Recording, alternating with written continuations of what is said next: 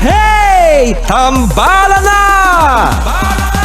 At eto na sila, ang nag-iisang masugid na tagahanga ni Nicole Yala, Chris Chuper! Kasama ang nag-iisang die-hard fan ni Chris Chuper, Nicole Yala! Mula sa Mahiwagang Burnay, ang kwento.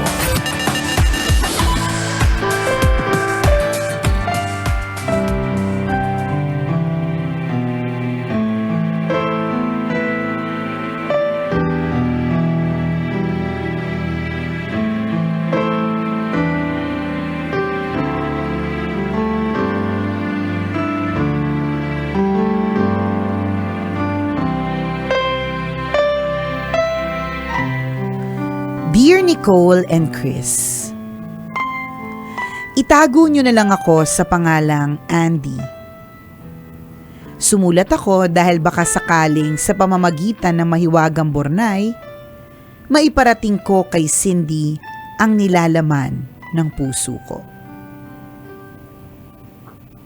First girlfriend ko si Cindy.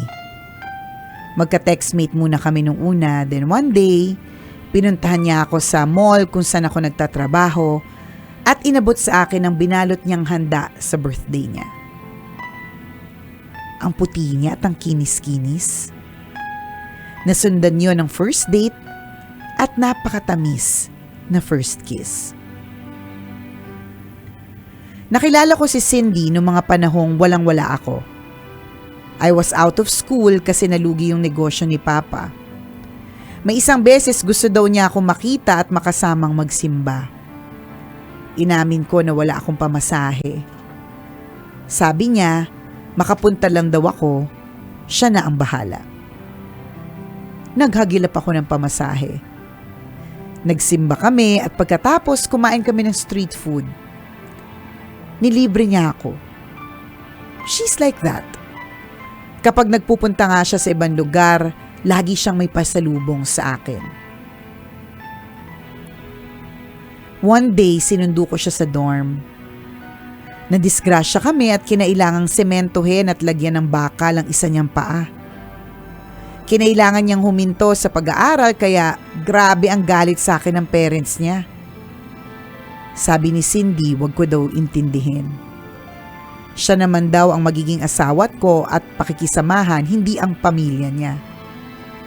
Nakalakad naman siya eventually at naging okay din ako sa pamilya niya. Nagpatuloy ako sa pagtatrabaho. Nakarating ako ng Batangas bilang isang sushi maker. Doon, naging customer ko ang mag-asawang magbubukas daw ng isang restaurant sa Dubai. They gave me their calling card at ng address ng employment agency sa Manila that will process my employment. I went to the agency pero nakaalis na daw yung employer. Naisipan ko maglakad-lakad at mag-apply sa kalapit na agency. At natanggap naman ako. Nagpalipat ako sa pinakamalapit na branch kay Cindy para masulit yung ilang araw na natitira bago ako mag-abroad. Nangako ako na walang iba para sa akin, siya lang. Sabi ko wag niya akong ipagpalit kahit 2 taon akong mawawala. Nung hinatid ko siya, ayoko nang bumitiw sa mahigpit na yakap sa kanya.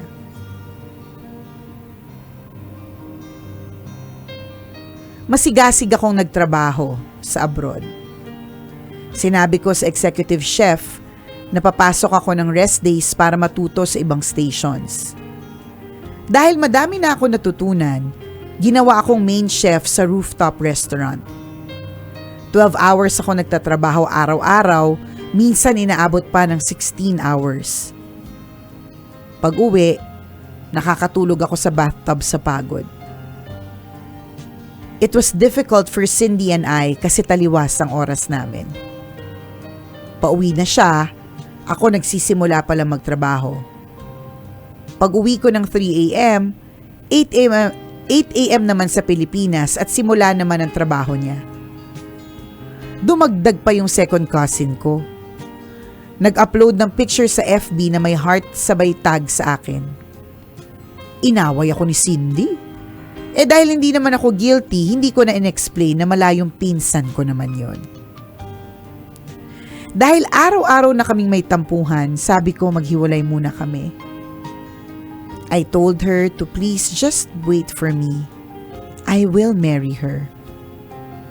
Kaya lang, laking gulat ko na lang na malaman ko na may boyfriend ng iba. I was devastated. It came to a point na pumapatak na pala ang luha ko kahit sa trabaho.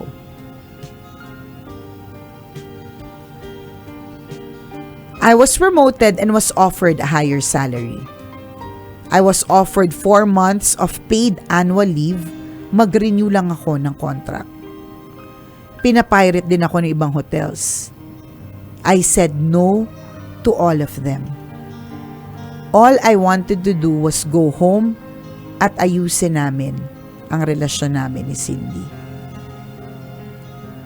Umuwi ako ng Pilipinas at dali-daling pinuntahan si Sydney. Diretso niyang sinabi sa akin na hindi na kami pwede dahil may boyfriend na siya.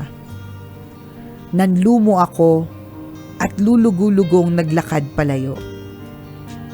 Gusto kong umiyak. Gusto kong magwala. Gusto kong sumabog. Nabaliwala ang lahat ng paghihirap ko. Para kay Cindy lahat yon. Sabi ng malapit na kaibigan niya, suyuin ko daw. Baka daw kayanin pa. Nadala na ako ng sobrang lungkot kaya wala na akong nagawa pa hanggang tuluyan na kaming nawalan ng komunikasyon sa isa't isa. Kung nakikinig si Cindy, gusto kong malaman niya na mahal ko pa din siya. Salamat kasi dumating siya sa buhay ko. Siya ang dahilan kung bakit ako nangarap at nagsumikap. Kung bakit ko narating kung ano man ang kinalalagyan ko ngayon. Sana ingatan niya ang sarili niya dahil hindi siya mawawala sa puso ko.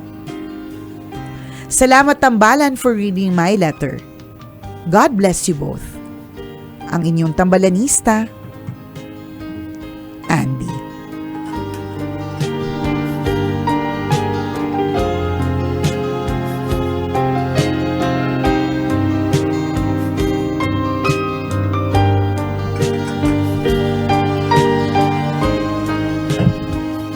Ayan. Ewan ko kung gaano nakatagal ang lumipas. Kwentong ano na lang ba ito? Or recently lang ba ito? Flashback Oo. ba? Naghahabol pa ba tayo for today, Andy? Ganyan. Cindy ba ang tunay na pangalan? O pinalitan mo? Paano malalaman? Medyo pa-anonymous. Oo, ganun. O anyways,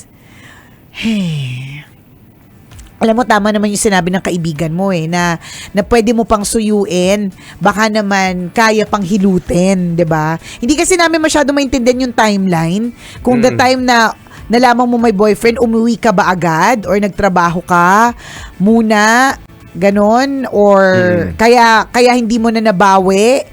'Di ba? Kasi masyado nang matagal yung lumipas na panahon. Hindi namin alam kung kahapon lang ba to, isang correct, linggo o isang buwan. true. Malay namin 7 years ago pa to. Kaya nga Kinuwento mo lang ulit today. Hanggang ngayon mahal mo pa rin siya. Pwede naman kasi. Oo. Diba? Kaya hindi rin naman namin alam kung ano yung maibibigay namin payo. Pero hindi ka naman humingi ng payo. Ang gusto mo lang sana makarating kay Cindy yung mensahe. Sana sinabi mo na rin yung full name sa nakatira. Ano yung Facebook page. Para talaga makarating. Kasi kung gusto mo talagang to send your message across, 'di ba? You will find all the available na means, lahat po ng paraan para ma-send yung message across. 'Di ba? Pero kung if it's really fate, if it's really destiny, malay mo si Cindy ay talagang tambalanista. Siya naman na nakakaalam niyan kung talagang kwento niya ito, kwento ninyong dalawa ito. Yan. Mag-reach out yan sa'yo kapag ka talagang destined na mapakinggan niya itong tambalan segment na ito para kay Cindy. Tanong ko lang, kailan mo siya huling minessage? Kaya nga eh. Tanong ko lang, may messenger ba sa Dubai? Ask ko lang. Inabot na po ba kayo dyan ng Facebook? Wala lang, naitanong-tanong lang. Oo. Diba? Maraming totoo, naniniwala ako maraming paraan para Maraming available maka-communicate means eh. ka Alam mo na, sa kanya. Singit ko lang sabi sa akin ng anak ko kahapon, Mom, what's a Telegram? Sabi ko, uy, Telegram? Alam mo, actually, anak, hindi ko talaga yan inabutan, but that's the old way of sending your message. And sometimes, parang maiiksi lang, straight to the point, kasi mahal yung bawat letter ba o word. Ganon. Sabi niya, oh, okay, because I have an app eh. Ay, yung Telegram app pala. Sorry. Hindi kayo nag-connect. Hindi kami nag-connect. Magkaibang era. Magkaiba pala. Iba yung app na pala yung kanya. Yung Telegram pala na app. Sorry naman. So, yun. Kaya ko lang naalala. Ibig sabihin, maraming ways. Hindi na tayo dun sa panahon ng telegrama. Oo, nung mga panahon na yon na namatay na yung kung sino man, late nang nasabi. Hindi pa sure kung makakarating. 'Di ba? Ngayon, meron ng Telegram na app. May Correct. Viber, may WhatsApp. Ang daming ways. Tama. Diba? And means. Kaya tama, legit naman yung tanong, kailan kayo ulit nag-usap? May paano. Pero we love the idea na na dramatic na idinaan mo sa kwento na may wagang burnay. Correct. Actually, iba pa rin. Iba pa rin naman ang radio. Yes, yung Oo. feeling na mapakinggan o binasa, Oo. di ba, pinag-usapan sa radyo ang kwento mo. Pero Na-appreciate naman namin yun. Pero yung practicality na gusto mo maka-reach out dun sa taong kakausapin mo, di ba maraming paraan na pwede nga, yun nga, direkta mo siya makausap. Correct. Pwede kang, di ba, itag mo siya sa Facebook. Ito yung old pictures namin, nandun yung pangalan niya. Di ba, makikita niya pa rin yun. Oo. Telegram, Messenger. Lahat Di ba, ng mga puntahan mo sa klase ng bahay app. nila. True. Diba? Kung di mo mapuntahan sa bahay nila, kausapin mo yung kaibigan, na yung kaibigan pwede magsabi. Marami mga ganun. Kung gusto mo talaga, no? Yes. Kung talagang desidido ka pang itry bawiin, itry to win back. Hindi ko kasi maintindihan yung timeline eh. Wala kasing timeline. So, hindi ilang taon na ba ang nakalipas? Linggo lang ba? Kasi kung linggo lang, edi habulin pa natin ite. Baka pwede pa. Kaya lang kasi, siguro si Cindy lang kasi is, she's all for the commitment, diba? At maganda din naman yun na hindi niya ikaw tinatanggap hanggat meron naman siyang karelasyon. Tama naman yun. Ibig sabihin na Loyal siya. loyal siya, nagva-value siya ng relationship, diba? Totoo yun. Yun naman din. Kahit saan din naman talaga natin pagbalik-balik ta rin, kahit mag-reach out ka pa, may jowa sa ngayon. Yun. So ngayon ayaw pa niya mag-entertain. Oo, yun. So, yun muna. Abang-abang ka lang din. Malay mo, di ba? Kaya siguro dinaan niya na lang dito kasi hindi naman niya alam kung kailan, hindi niya minamadali. Parang gusto niya lang talagang i-express na mahal pa rin, Gusto niya lang naghihintay. makarating na ito yung sitwasyon mo ngayon, ito yung nararamdaman mo ngayon na mahal mo pa rin siya. Oo, hindi ka maka-entra sa mga apps or sa mga whatever kasi nga currently in a relationship nga naman. Oh, sige. Diba? Standby ka lang. Oo. Malay natin, di ba mababago ang ihip ng hangin? Tama. Huwag kang mag-alala, maghiwalay din sila. Oo. Meron akong kakilala, Oo. ganyan. Naku, boyfriend, girlfriend pa lang. Naku, akala nila sila na. Naku. Kaya nga eh. Ayun Wait din. lang natin. Ay, sasabi ko sa iyo eh. Ano, abang-abang lang. Para paramdam ng paminsan-minsan, ganun. Basta importante, kailangan na nandun pa rin yung pagmamahal mo. Hindi rin siya mawawala. And tama yun, nakaabang ka lang. Correct.